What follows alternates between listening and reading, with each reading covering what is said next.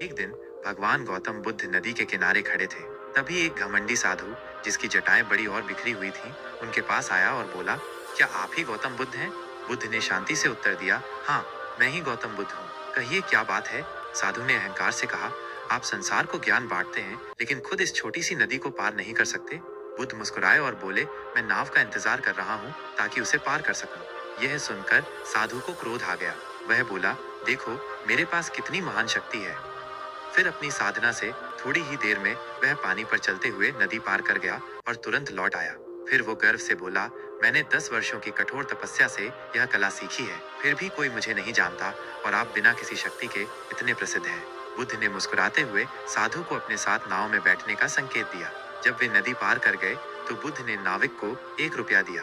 फिर उन्होंने साधु की ओर देखा और बोले, तुमने 10 साल एक ऐसी कला सीखने में लगा दिए जिसे ये नाविक सिर्फ 1 रुपए में कर सकता था। अगर तुमने ये साल लोगों की भलाई और जीवन को सार्थक बनाने में लगाए होते तो आज पूरा संसार तुम्हें भी जानता। साधु का अभिमान चकनाचूर हो गया। उसे समझ आ गया कि सच्ची विद्या और तपस्या वही है जो संसार के कल्याण में लगे, न कि व्यर्थ अहंकार को पोषित करने में।